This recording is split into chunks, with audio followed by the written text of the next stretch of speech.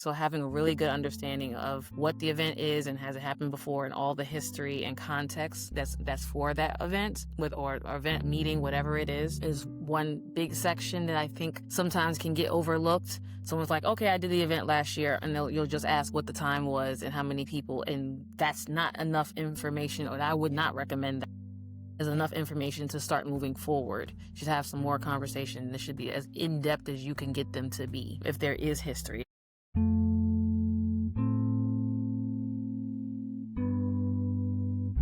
If you think that event planning is only about weddings and floral events, I'm going to share with you that the event industry is a lot broader than what you really are expecting. In reality, 80% of the event industry is not just wedding and social events.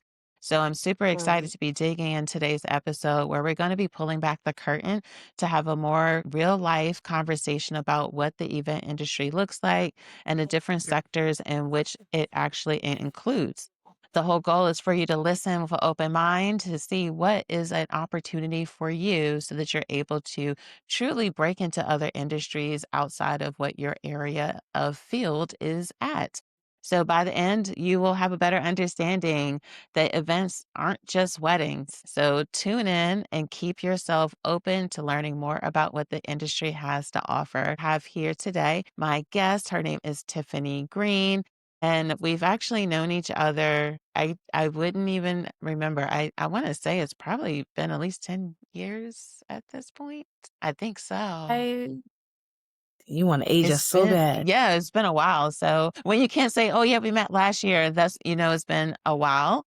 So thank you so very Mhm. much for being a guest today. I was happy to be here. So I would love for you to share a little bit about your personal experience inside of the event industry. So, yes, I have been in events for somewhere in the 11-ish year range. We're just gonna keep it there. And I've had the pleasure and fortune of, like you said, kind of being in different industries. Mainly is all special events, or for the most type of special events. But I've done trade shows and I've worked in higher ed. I've done government, even property management. So I've had a couple of different niches and different industries. Is one thing that always remains the same, as I always say, and it's all about experiential design. And it's about creating an experience, no matter whether it's for, residents at a property, or if you're launching a product, or if it's celebrating, some sort of milestone. It's about creating an experience for whoever that client is. Like that's usually the same thing, but how you get there can vary. But the mechanics of it Yeah. is, tends to be the same thing. I like that you use the word niche because I think sometimes that people don't understand that there are niches inside of events, and that Mhm. can be misleading. Because I recently did a post on TikTok and I had shared about how the event industry is expected to have, I think, like 6+ billion inside of entertainment events. And people were always finding like, "Oh Right. my gosh, how do I get into events?" I'm like, "But entertainment is only one sector."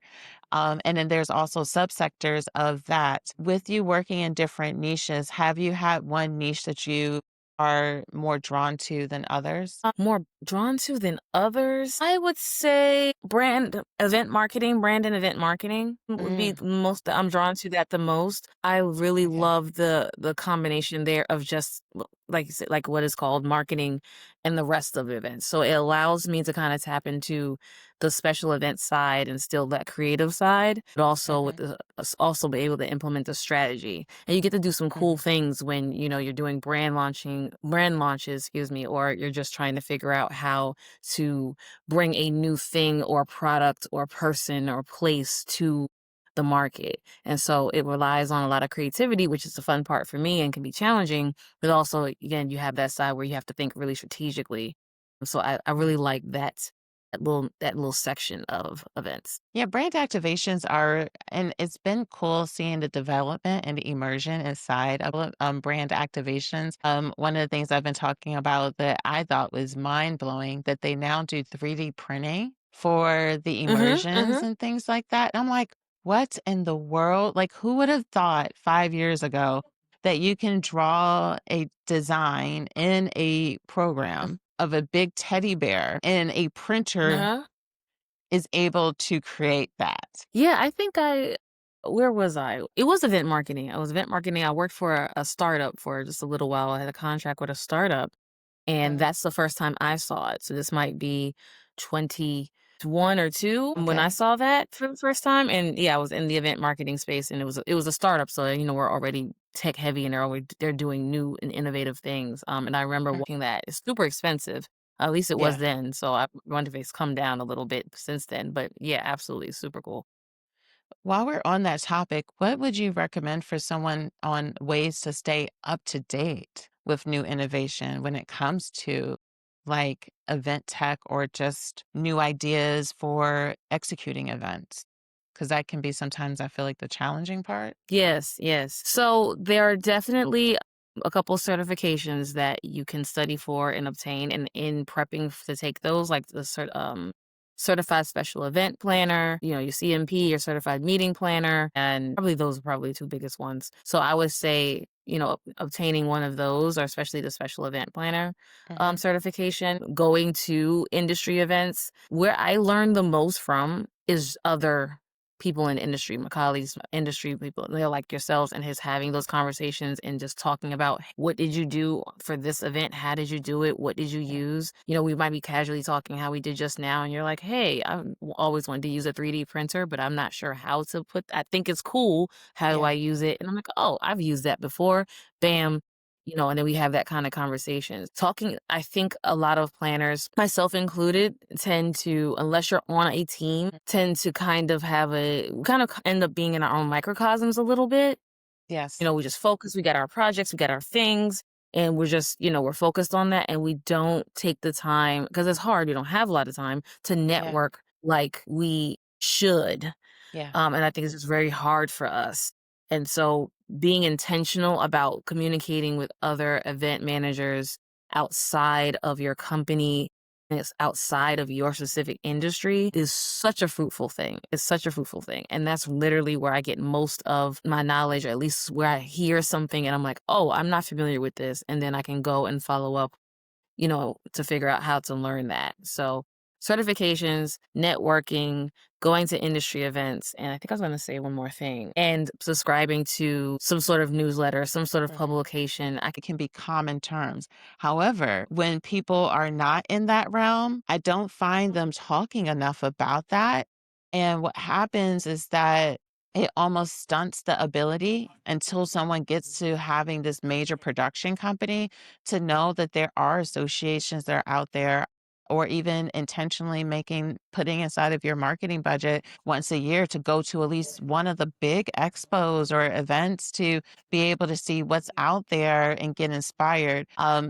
And I don't know if that's something you would agree with, but I do find when I'm looking at corporate planners or like people in the corporate vein or meeting planners, I can see people like, oh, he just went to this. Or I just got my certification. And then when I talk to regular small business owners, they are not even aware that this even exists. Yeah, no, I totally hear you. I've learned from, well, a little bit from, well, no, I knew before school. I learned from hearing another planner talk about it. So Mm, even as a small business owner, if you had a conversation with someone outside of, someone else that's a little bit further removed from your business, or just, kept having there's no way that you're continuously networking and talking with other people in the industry and you haven't heard of that.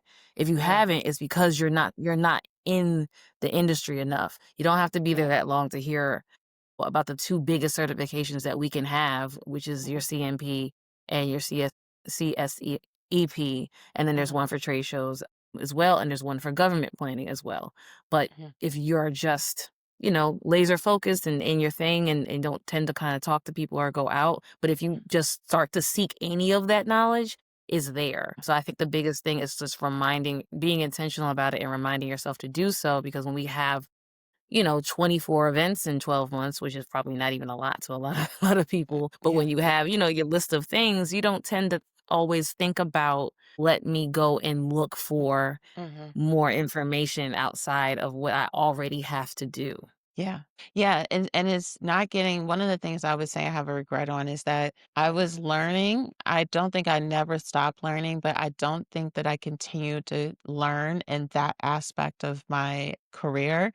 And that's something I always tell people, like, always be a continuous learner. Not only like I would Mhm, always try to learn on how to get better with the business side, but not always with the industry side. And I mhm, think that if you are a member of an association and you're like, okay, the association, they might be talking about the pretty stuff, but are you learning? Like, mhm, it's mhm. important to be like, are you learning? Like, if you're investing to be a member and you're paying $300 a month, a year for this membership, like get something out of it that's going to help you with positioning your brand and business. And I Yes. think that that's actually like what makes like creative businesses a little bit different than other businesses is because it's like you're doing the thing and Yep. then you're also Mhm. having to be the business owner, but then you also Mhm. have to continue to learn as the business owner. So it's Mhm. like a three prong. And I find that we can often put more effort or focus on 2 or maybe only one side, because I even with me doing system setups for Yep. people, they're like, "I just wanna just do the arrangements and do." And I'm like, "But how are we running our business?" Like, let's talk about that. So understanding Yeah. that it is a three-prong approach when it comes to being a successful Yep. business owner in the event vein of, business. Absolutely. Totally agree. I like that you mentioned about the certifications, and I have found this really cool statistics that said that certified meeting planners earn up to 20% more Mhm. than those without certified credentials. And this is just a really great example for you to remember when it comes to certifications is that what might be limiting you on your growth in your business is the fact that you haven't gotten out of what I call the hustle mode of Mhm. running a business.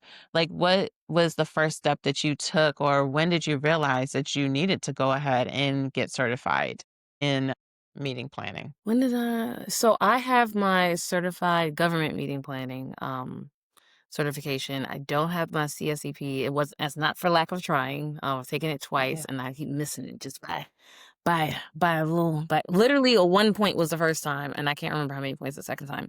But Mhm. the question is when did I make the attempt? The decision, I yeah, think it because was like it's like a for decision. the decision. I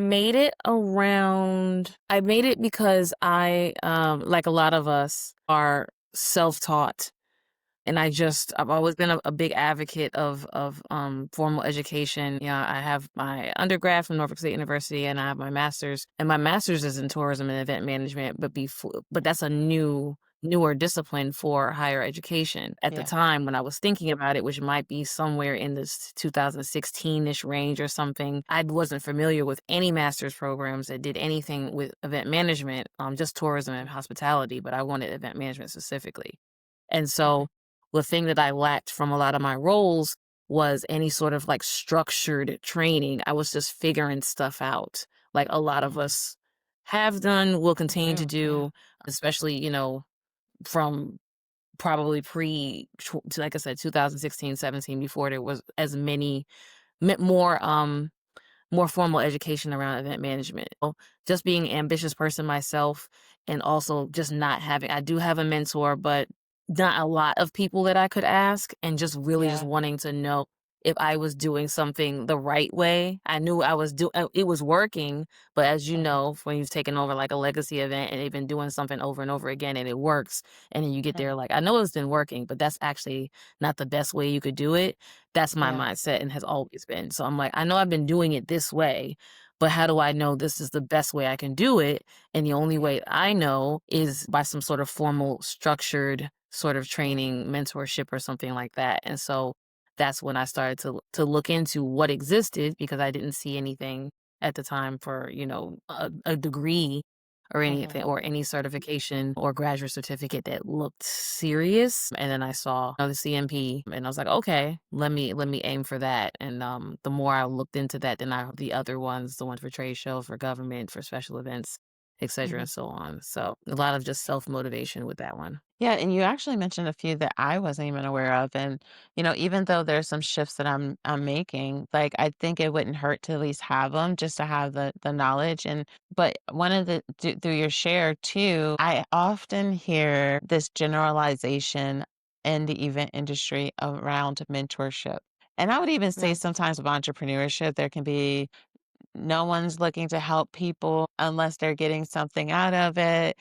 Kind of like I feel like it the event industry has this like I want to hoard info stereotype. Like, what Mhm. did you do to find your mentor? Yeah, let's just start there. Like, how did you go about getting one? Because I don't know if you've ever heard that, but whenever I'm talking to people, they're like, no one's trying to help, and it's everyone keeping info to themselves, this, that, and the other. So I'm not sure if that's been your experience, but I would love to hear more about that. Yeah, I would say kind of. I Okay. just was really fortunate. My mentor was my big cousin. I Mm, saw she was an international event manager, and that's what got me in. I saw her, and that's what made me want to get into events in the first place. mhm, And so I just lucked out. I had a family member, and she kind of walked me through my first the first the introductory period of my career. I mean, even now, I still lean into her. And as I went to different roles, and I would just try to seek out other people in my field that I could reach out to. mhm, And to your point, sometimes it was, a warm welcome, and sometimes it wasn't. But because I yeah, didn't want to just have one person to ask things to, I just yeah, kept on trying over and over again. And then eventually, I was at the United States Naval Academy Alumni Association for a little while, and there's a team there, team event planners. So I think that was my first role where I was with other planners, and mm, they happened to have been there for years, maybe a decade or so before me. And so yeah, I learned a whole lot there. And even I still call back to them, from time to time, and that was like 2017 or something like that. yeah, So finding a team, working well with that team, and learning from them in real time, and also yeah, calling back on them afterwards, was the way that I was able to start to build my mentor. So anytime I started a new project or a new contract, I'm not an ego-led person. If I see that you know things, mhm, I'm gonna ask you for the things. You're either gonna say yes or you're gonna say no. So I think that being zealous about that, and kind of letting your ego fall a little bit and just keep asking mhm, and not being deterred by the people that are not gonna give you the information, because yeah, there are people that will. There are people yeah, that will. yeah, and I think that if not anything, 2025 and beyond, I mean, even before, I feel that those that are gonna get ahead are those that are aligning in partnerships. Mhm, Like, mhm, mhm. you don't wanna do it all on your own. Like, I say that with my whole heart and chest to anyone that's listening right now.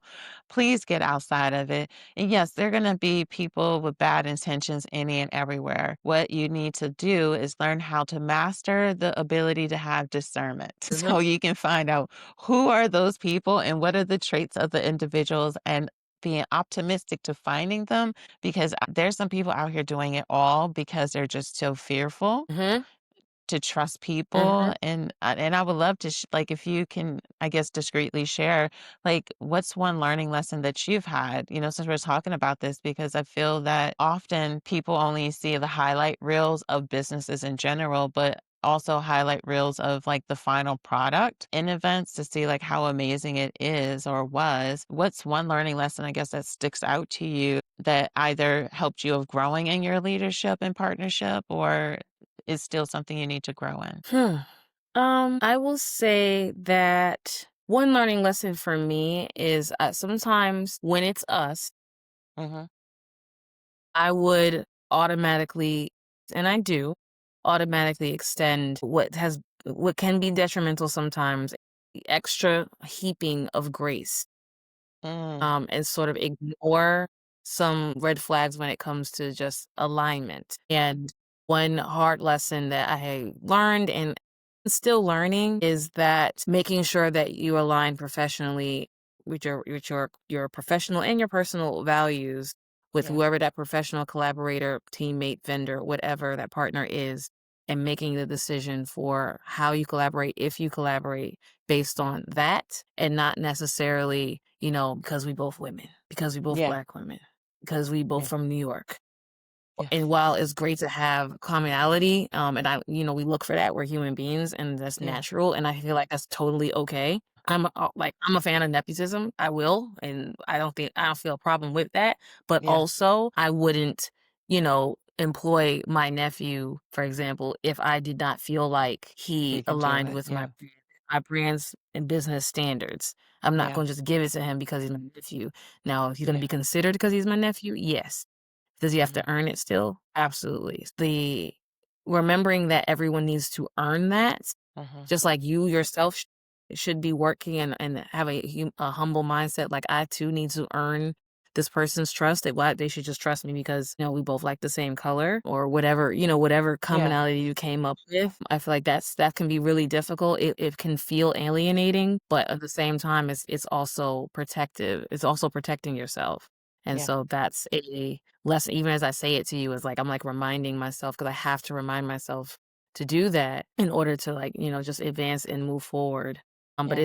it's really difficult. Like it's like I said, you just wanna say it's cool because you have the things in common. But Yeah. sometimes that's helpful for you or the person. Yeah. I think even for myself, a sign that we're not aligned is poor communication. I love, especially, like, giving opportunities, especially with what I do, with Lux Giving, like, to minority-owned businesses as well as female-ran businesses, but I have vendors of all kinds of backgrounds, Mm, but mhm, if mhm. I start to see poor communication or lack of professionalism with how they run their business, I can tell that it's gonna be chaotic. So I don't wait Mhm. until the event day to experience their Mm. chaos. If I'm booking you and you stressing me out before I even have you sign the contract, I am likely not going to want to I'm like, this is a foreshadowing of Mhm. of what Mhm. it will be. And that's why I'm such an That's good. avid I truly try to advocate for people having themselves organized because I think with being on the corporate side or just even being an event organizer, my client is trusting my ability to make good decisions. So I always try to have things go through that lens. By choosing to work with you, is that a good decision? And will I be willing to stand by it? So if you're already making me anxious about your ability to arrive on time or to communicate or to have things right, I will likely not want to have you sign that contract because I'm getting the red flags. Now, if I choose to ignore those red flags, I have to be okay with what the good the best that can come from it, as well as the worst. Sometimes you can misread someone and they just need the Need opportunity someone and they and they can just need learn the and that you opportunity and can they can. grow with you. But then there are also going to be some people you're like, I knew better. Like I should have known Yeah. to not gone forward. Yeah. You sound like you are where I need to be. Okay. Or at least I'm on my way to. I Yeah. have ignored red flags because of the things I'm like, oh, made excuses where for someone else maybe I wouldn't have. It hasn't, and this is mostly more for my own business where that's happened, not Mm, necessarily with me and a client, which is also a little bit crazy when you think about it. For me to have less discernment when it's my stuff yeah. and I have more when it's a client's, which is Mm, also a problem in itself. But that's just just being real. Like that's where that lesson has come in. Because I'm like, no, there's things I'm looking for, and like you said, if I'm seeing, oh, this might be a thing, let me not take a chance because I'm representing the client. I have to bring it back to the client if something happens. And looking at me, not you. That yeah. that whole train of thought. But when it comes to my own business and working with vendors or collaborators or partners, I've skipped that Mm, step a little bit. Nothing's crazy has happened. I yeah. had to pivot and everything. It's just Yeah. that you get to the end, the product was still fine, but Yeah. the path to the product didn't need to be. And As now I'm chaotic. like, okay, I Yeah. just added a bunch of extra things, Yeah. extra tasks, got the extra time for the planning process, for the project management process, and I didn't have to. Where Yeah. if I work with this kind of person, I know I don't have to set, an extra 5 emails a day to remind them to do something because they're just gonna follow the project plan. I don't have to, Yes. you know, proofread their email. or proofread their written communications as many times. If I work with someone, I just know that they're gonna proofread their things to a standard where I don't have Mhm. to worry about it the way that I'm worrying about it. Just like little things, but that add on, that pile on when you have a lot of other tasks, especially big ones to focus on. Yeah. And I think too, with it, people are able to expose to you the little nuances about them that either you can be okay with or it's very concerning. Like I send booking sheets to all of my vendors a few days before an event, and I have clearly in all caps in the subject, please respond back so that I know that you received it. Because in the past, sometimes it will go to spam. And then now, like misunderstandings can happen. So the reason I said respond back isn't to micromanage, is because it allows for me to know that you got what you need and that you're good to Yeah, go. And so if yeah. someone doesn't respond back, that shows to me that you're okay with overlooking some of the little details. So I Mm, do book you, but I'm nervous as hell. Like that's just natural because if you're willing to overlook the small things because you think it's not important to you, then mm, what are you really okay with? And so that's something mm, that I often look at is like I have little indicators through the process like of okay, mm, what can I expect? So like if I know I have a client that is very type A, that mhm, person that ignores the little, I'm not sending them in there. mm, I'm not, because I don't know what is going to be the end result. And it's not even that right. they're doing it intentionally. That's just their way of being with how they run their Mhm. business and things like that. So I think as event organizers, that's also something we have to run a lens through when we're picking vendors. Is like, is this going to be someone that I'm okay with being an extension to? And then it's like Mm, having the discernment, is this vendor really, even though the end result is what it is it a consistent end mm, result? Or am I always going through mhm, the lens of the time it was good? mm, Y- mm, like that's the mm. discernment part. I can tell that's happened to you. Is that something you've had issues with? Yeah, yeah, yeah. I'm working through it now. I'm working through it now. So that definitely hit home. I'm like, okay, yeah, that was a good one. Good, good. Since I'm glad that we were able to take a few moments to just talk about like the ability of getting the certifications and understanding how Mhm. that can shape our careers. One of the things that I did want us to talk about is because, like how we said, events planning is not all about weddings and birthday parties. It's only one slice and there's a bigger pie that's out there if we're doing other sectors. So I would like for us to really talk about corporate meetings, shows, galas, and so on, and what sets them apart because sometimes that can be so gray for people when it comes to like goals and audiences. So, like, I guess let's first go through like what are some of the main sectors inside of events? So the main sector inside of events, and I'm trying to go over my head here, is your your research, your recon and research part of it. Has this Okay. event been done before? When, where, how many people? What's the history of it? What's the background of it? What's the why? Right? And then who it's for. And just kind of getting a really good understanding of what those things are. Yeah. That's gonna level set what you do and how you do it and how much time you have to do it in and just Okay. all of the things. So having a really good understanding of what the event is and has it happened before and all the history and context that's for that event with Mhm. or event meeting whatever it is one big section that I think sometimes can get overlooked. Someone's like, okay, I did the event last year, and you'll just ask what the time was and how many people, and that's not enough information, or I would Yeah. not recommend that as enough Yeah. information to start moving forward. You should have some more conversation, and this should be as in-depth as you can get them to be Yeah. if there is history. And if there isn't history and it's an inaugural thing, there's still a why. Why is it the first time? Why hasn't it been done before? Why are we doing it now? Those answers Yeah. are going to drive the entire event and event process. And so then you Yeah. have, your budgeting portion of it. And so how much do we have and how do we need to split it?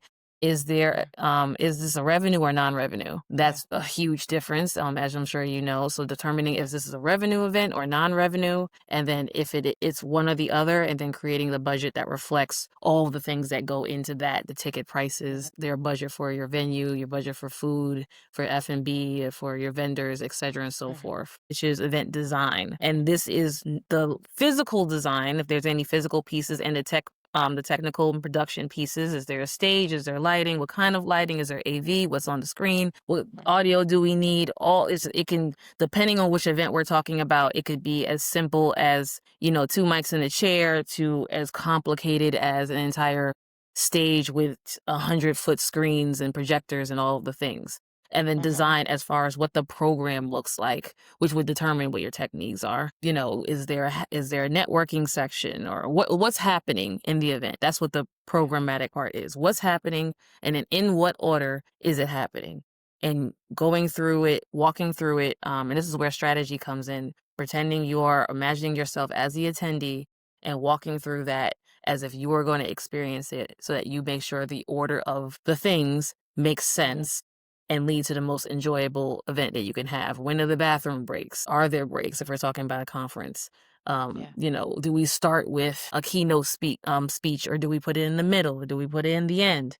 All these different things. And so there's a lot to work through. It can, Mhm. when you can talk about adding activations, it can get very, very complex, which is why I say this is probably your biggest portion of the event design, because like I said, you have the physical part, and then you have the programmatic part. And then the part where I see a lot of people skip, which is your after action or your post event period. So gathering all of the intel, as much intel as you have possible. Hopefully gotten your emails and gotten your things, and you've been communicating with your stakeholders, and making sure that you have an event debriefing with all your stakeholders, with vendors, with attendees, if that's possible, or at least have some feedback or a survey from them, and then making sure that you're going through that, taking out all of the relevant data, putting it in a format that anyone can look at, and then using that to make an informed decision for what you do next, or how you meet the next goal, or how you do it again next year, or et cetera, so forth. So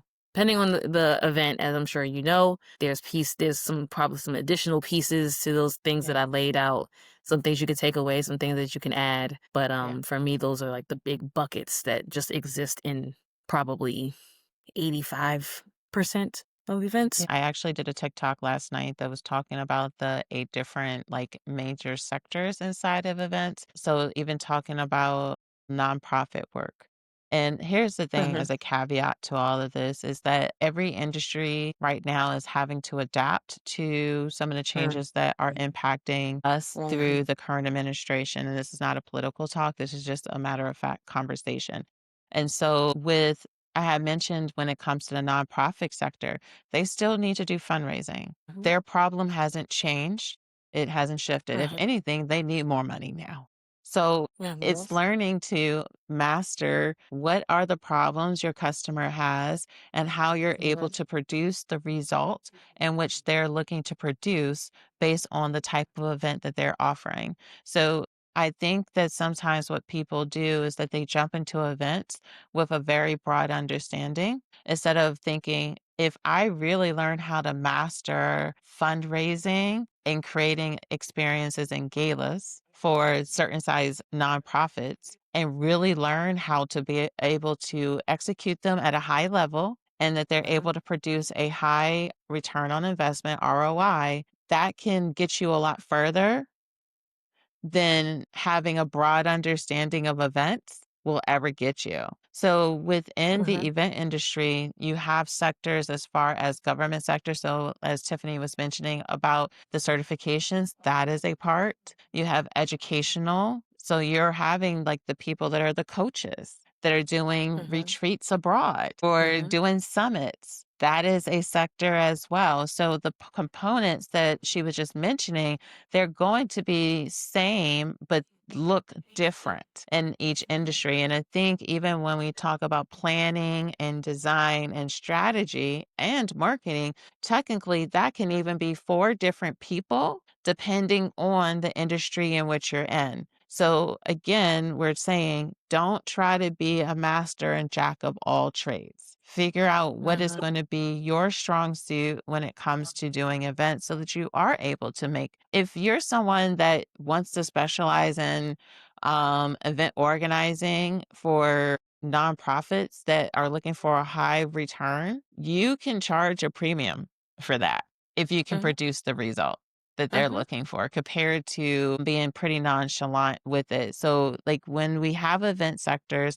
I want for people to really think to themselves, like Tiffany just shared these different components of it, but we also still have educational events. We have nonprofit, we have corporate events, which can be building, that can even be brand activate. And like when we hear terms, we don't understand that those terms also have subsets and like Mhm. figuring out what you like understanding the problem. Like everyone's hosting an event for a reason.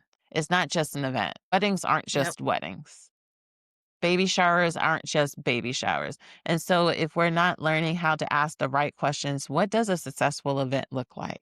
How do you want people to feel? Like, what's the outcome that you're Yep. wanting? And after you work with a bunch of people, or like, let's not even say a bunch, let's say 4 to 5 people, you can kind of use that as a case study for clarity on how you want to move forward or where you want to move forward in the industry as well. So like what would you say is like your zone of genius or your like your value add as like you being a planner and meeting organizer? My biggest strength is my ability to have equal parts creative and strategy. And what Okay. I can notice in some organizers, even regardless of their specific like focus, is sometimes we can lean, and I think it's also a people thing. Sometimes you can lean strategy focused or leaning, and you like you can see like how to do the mechanics and the project management and all of those things, and then the creative is a little bit more difficult. Or Mm, you can be like super creative and you have all these great ideas, but when it comes to how to execute them in a way that, is the most efficiently, that's where mm, you can struggle. And so one thing I really pride myself in is being able to do both. mm. Above standard. And so I think that's what has made me successful and which makes me lean into like what I said my favorite kind of niche is event marketing because I'm able to Yeah. do both of those things. And every sector doesn't offer the Yeah. opportunity to leverage both of those things. Yeah. So for instance, no shade to wedding planners. I No. have done them, did one not that long ago, but that will Mhm. never be my focus. It'll never, and doesn't mean that wedding planners are not strategic. And Mm, that's not what I'm saying. It's just mm. not the same. We're not thinking there's no KPIs really in Yeah. wedding planning. You have to Yeah. satisfy the client. There's a lot of moving parts and there's a Yeah. lot of project management, but the strategy is it's not as a strategic, focus when it comes to planning weddings. It's a lot more creative. Yes. I don't know if I have it in me to be that creative all of the time without Yeah. a team of other creatives to bounce Yeah. things off of and come up how do we come up with something new for this bride and everyone's doing Yeah. this and when the trends are coming in. That's a lot. That's a It lot. is. And so I like that. I like things where I can have that balance because that's where I'm good at. And this I think it's important to realize that, like, early in my career, I did 2 personal events, and I was like, "Yep, not my ministry. Do not desire to go there." And I think that it's amazing in our industry that because it's so wide and vast that you can decide like this is what I want to be my zone of genius and this is what I'm going to master and this is what I'm going to continue. And I hope Mhm. that more business owners get clarity on creating something that you love. That doesn't mean every day you loving it, but creating a business that actually brings you joy. Like I'm not going to create some long Yep. suffering. Like why would I do that? Like do what you love and do it really, really well. Totally agree.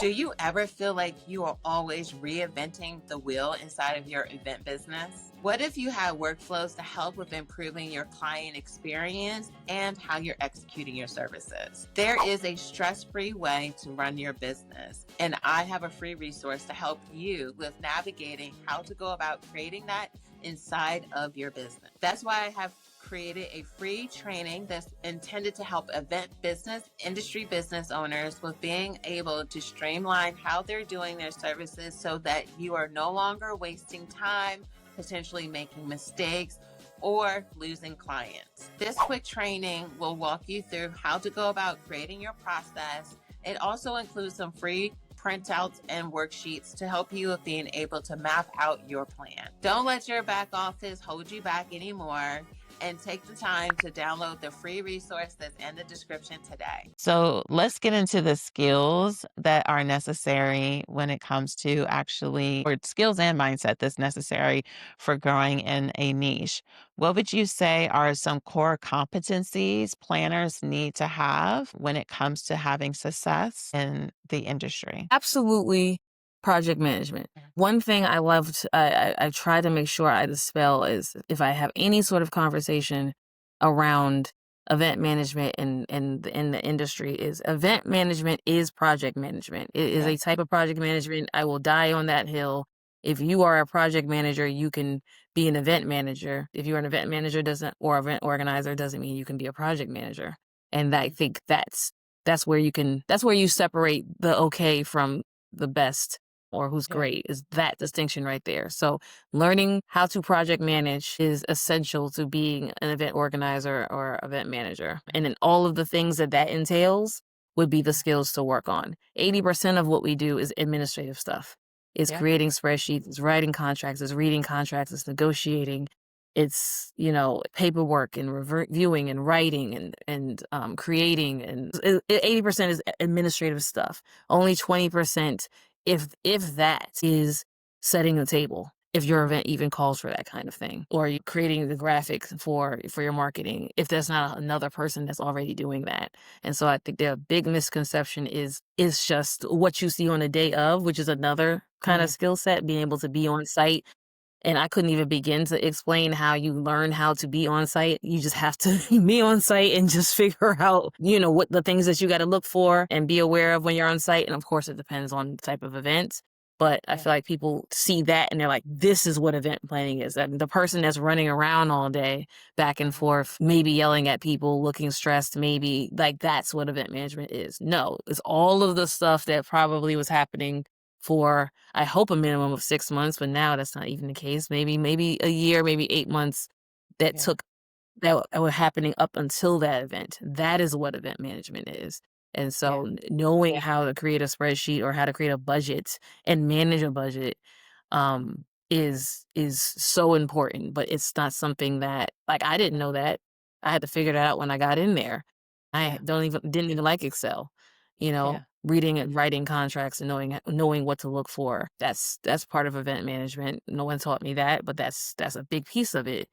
Yeah. Reviewing these things, negotiating, like I said, vendor relations and communications with people and knowing how to create a communication strategy, and following said strategy. That's a big part of it. But they also go under project management. So that's why I said if you are a good project manager and you know how to project manage, then all of those skills are also utilized in creating an event, sans anything with creative, like creativeness and, design and stuff like that would be like the other piece. But I feel like people think the design part of it, that creative part, is the majority, and it's not. I am so glad that you say that because that is so key. And here's the honesty about it is that if that is not a strong suit for you, that is a Mhm, great sign to do two things. One, be on someone's team that is weak at it. I mean, like, that's strong at it, and then you support where you're strong at what you are. Because chances are mhm, there's someone that's strong at what you're weak at, and you're weak at something that's mhm, strong. So that's where I think mhm, partnership aligns. Like, that goes back to you not feeling like you have to do it all by yourself. And the second thing option is to actually take the time to learn it. But I find that mhm, sometimes people lean so heavy in the creative aspect, but don't learn the valuable lessons so that you can get to that next level. So that it makes it that people want to partner with you. It makes it that your business is able to get through whatever plateau or breakthrough that you're needing to have because it's their skills. Like, it's more than mhm, just pretty pictures on the day of. So I'm glad that you said mhm, that because I definitely feel that that's what draws people in. Because when I have conversations like on my TikTok and stuff, people are like, I want to get in events. I'm like, I 100%. think is Yeah. only the end. Because even when I've thought to go back into corporate, I'm like, I would just be on someone's team. Like, I'd rather be doing some really dope stuff as a collective.